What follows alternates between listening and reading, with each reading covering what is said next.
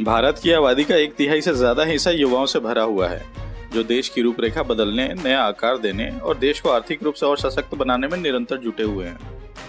भारत के नामी इंस्टीट्यूट से पढ़ने के बाद बड़े पैकेज पर विदेशों में नौकरी करने के अवसर को छोड़कर देश में अपने बिजनेस को शुरू करके देश की इकोनॉमी में बहुत बड़ा योगदान दे रहे हैं। आज देश के नागरिकों के लिए घर बैठे ही हर छोटी से लेकर बड़ी आवश्यकता की सामग्री हो, कपड़ों की खरीदारी या किसी भी प्रकार की सेवा, सब टेक्नोलॉजी के माध्यम से ऑनलाइन बड़ी ही सुलभता से उपलब्ध हो रही है। यहाँ तक कि एजुकेशन को भी टेक्नोलॉजी के माध्यम से और सुलभ बनाने में, जनता को टेक्नोलॉजी के प्रति जागरूक करने में देश के इन्हीं युवाओं का बहुत बड़ा योगदान रहा है। कहीं ना कहीं ये सब मुमकिन हो पा रहा है हमारे देश की सरकार के नए औद्योगिक नीतियों और सहूलियतों के बदौलत।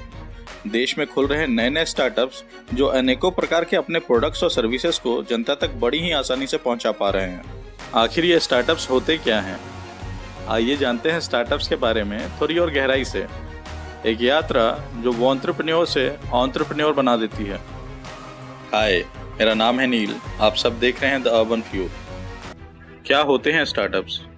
आसान भाषा में कहें तो एक ऐसी कंपनी जहां यूनिक प्रोडक्ट या सर्विसेज बनाए या दिए जाते हों, उसे स्टार्टअप कहते हैं। ऐसे यूनिक प्रोडक्ट या सर्विसेज जिसे मार्केट में लॉन्च किया जाए तब उसके कस्टमर्स के लिए उस जैसा या उससे बेहतर दूसरा प्रोडक्ट या सर्विस मौजूद ही ना हो।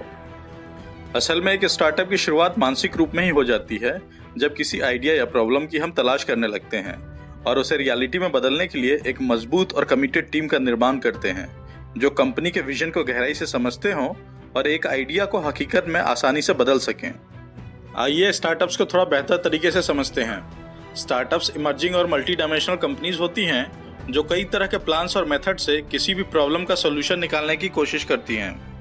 स्टार्टअप्स में कई तरह के प्रोफेशनल लोग भी कार्य करते हैं जो एक कॉर्पोरेट कल्चर को बनाने की कोशिश करते हैं ताकि यहाँ काम करने वाले लोग ज़्यादा कमिटेड होकर कंपनी के विजन को समझ सकें और अपने टारगेट्स को समय पर अचीव करते रहें, जिससे स्टार्टअप की ग्रोथ निरंतर होती रहे।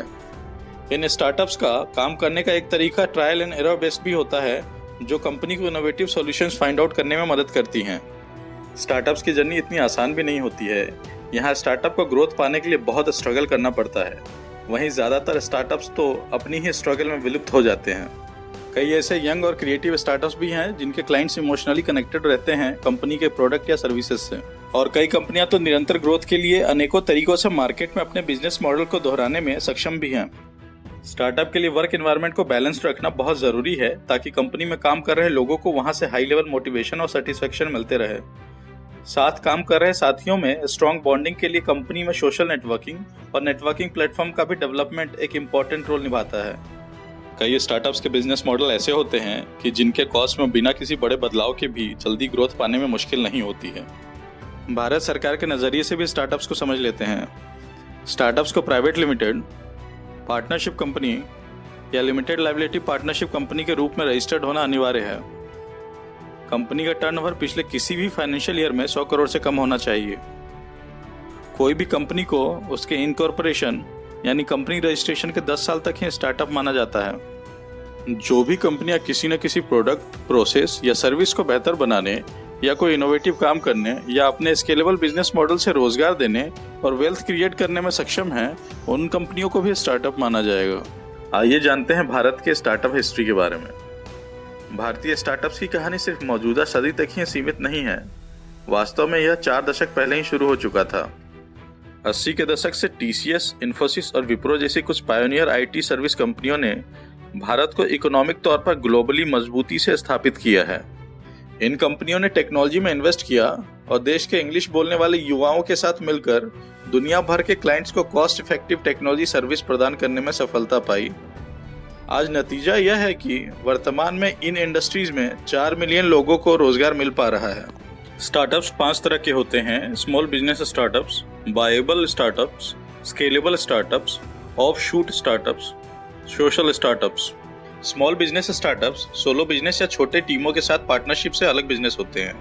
ये स्टार्टअप्स अपने प्रोडक्ट और सर्विसेज को बेचने वाले स्टार्टअप्स के रूप में ही खुश रहते हैं, लेकिन ये स्टार्टअप्स ग्रोथ के लिए इंटरेस्टेड रहते हैं और अपने इच्छा मुताबिक स्पीड से आगे बढ़ते रहते हैं। ऐसे स्टार्टअप्स अक्सर बूटस्ट्रैप्ड या सेल्फ फंडेड होते हैं, जिससे इनके ऊपर कम दबाव होता है बिजनेस को जल्दी बड़ा करने का और इन्वेस्टर की तत्काल जरूरतों को पूरा करने का। बाइबल बिजनेस में एक छोटी टीम मिलकर शुरू से ही बिजनेस का निर्माण करती हैं और उसे अपने ही इंडस्ट्रीज में किसी बड़े इंडस्ट्री को बेच देती हैं। इस प्रकार के स्टार्टअप्स आमतौर पर सॉफ्टवेयर टेक जाइंट से जुड़े होते हैं, जैसे अमेज़न या उबर जैसे बड़ी इंडस्ट्रीज इस तरह के छोटे स्टार्टअप्स को खरीदकर मर्जर और एक्विजिशन करती रहती हैं। पहले इस बात पर विचार करें कि किसी भी सॉफ्टवेयर इंडस्ट्रीज में कंपटीशन बहुत ज्यादा है। अकेले B2B और SaaS बिजनेस में कंपटीशन के लिए हजारों स्टार्टअप्स हैं। बहुत सारे इंडिपेंडेंट ऐप मेकर्स और छोटे टीम्स हैं जो बहुत ही स्ट्रगल के साथ अपने बिजनेस को चलाते हैं और फिर उसे एक बड़ी कंपनी को बेच देते हैं। स्केलेबल स्टार्टअप्स को दूसरों की तुलना में स्केल करना आसान होता है। ज्यादातर बिजनेस ऐप्स और उसके कस्टमर्स उदाहरण है ऐसे स्टार्टअप्स के। एक बार जब इस तरह के स्टार्टअप्स अपने ऐप की डिमांड और यूजर बेस बना लेते हैं तो इनके लिए नए कस्टमर्स बनाना आसान हो जाता है। इसे एक प्रकार का स्नोबॉल इफेक्ट भी कहते हैं। स्केलेबल स्टार्टअप्स बाहरी निवेशकों से पैसे इन्वेस्ट करवा के अपने बिजनेस को बढ़ा पाते हैं। ज्यादातर ऐसे स्टार्टअप्स ग्रोथ पर ध्यान देते हैं ताकि ज्यादा से ज्यादा कस्टमर बेस बना सकें और इन्हें खरीदने के इच्छुक लोग इन्हें खरीद भी सकें। एक ऑफशूट स्टार्टअप किसी बड़ी कंपनी या इंडस्ट्रियल ग्रुप के एक ब्रांच के समान होती है जो सेल्फ ऑपरेटेड होती है। बड़ी कंपनियों के लिए इन्हें स्टार्ट करने का कारण किसी नए प्रोडक्ट के लिए नया मार्केट बनाना या फिर दूसरे छोटे कॉम्पिटिशन्स को खत्म करना होता है। इस तरह के स्टार्टअप्स अपने पेरेंट कंपनियों से सेपरेटली काम करती हैं। उन्हें ज्यादा एनालिसिस और अटेंशन के बिना बिजनेस और एक्सपेरिमेंट करने की आजादी होती है। जैसे कि साइडवॉक लैब्स ऑफशूट है गूगल की पेरेंट कंपनी अल्फाबेट की। स्टार्टअप्स को अक्सर ग्रोथ ऑब्सेस्ड या मनी हंगर के रूप में ही देखा जाता है, लेकिन कुछ स्टार्टअप्स विशेष रूप से अच्छे काम करने के लिए भी शुरू किए जाते हैं। सोशल स्टार्टअप्स चैरिटेबल और नॉन प्रॉफिटेबल होते हुए भी सोसाइटी की जरूरतों के लिए काम करते हैं।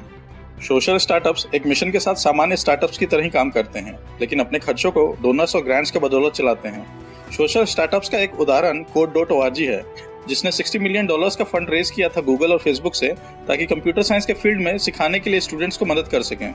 मैं कुछ ऐसे सोशल स्टार्टअप्स को पर्सनली भी जानता हूं जो आम लोगों के लिए बहुत बड़े नाम तो नहीं है, लेकिन हमारी सोसाइटी के लिए बहुत बढ़िया काम कर रहे हैं। उन्हीं में से एक है MWSE, जो स्वच्छ पानी और कोविड से प्रोटेक्शन के लिए काम कर रहे हैं। मैं डिस्क्रिप्शन में उनका लिंक शेयर कर रहा हूँ, उनके बारे में जानिए और अगर आपको उनका काम पसंद आए तो उन्हें जरूर सपोर्ट कीजिए। आइए स्टार्टअप्स को इंडस्ट्रीज वाइज जानते हैं। Software and technology, marketing and advertisement, information technology, insurance, education, real estate, environment and energy, retail and e commerce, blockchain and crypto currencies. Startups के लिए एक टर्म और यूज होता है यूनिकॉर्न। आखिर यूनिकॉर्न क्या होता है? वेंचर कैपिटल इंडस्ट्री के फील्ड में यूनिकॉर्न उन स्टार्टअप्स को कहते हैं जिनकी वैल्यूएशन $1 बिलियन की होती है। यूनिकॉर्न शब्द का इस्तेमाल काउबॉय वेंचर की फाउंडर एलिन ली द्वारा पहली बार किया गया था, जब उन्होंने 39 स्टार्टअप्स का उल्लेख किया था जिनका यूनिकॉर्न के रूप में $1 बिलियन से अधिक का वैल्यूएशन किया गया था। उम्मीद है स्टार्टअप के बारे में मेरे द्वारा शेयर की गई जानकारी आपके इन्फॉर्मेशन में और इजाफा करेगी। अगर आपने वीडियो पूरा देखा हो और आपको वीडियो पसंद आया हो तो लाइक और शेयर करके मुझे इंस्पायर करें। और अगर आगे ऐसे ही इन्फॉर्मेटिव वीडियोस देखना चाहते हैं तो चैनल को सब्सक्राइब करके मुझे सपोर्ट करें। मैं ऐसे ही इन्फॉर्मेटिव वीडियोस बनाता रहूँगा। मिलते हैं नेक्स्ट वीडियो में।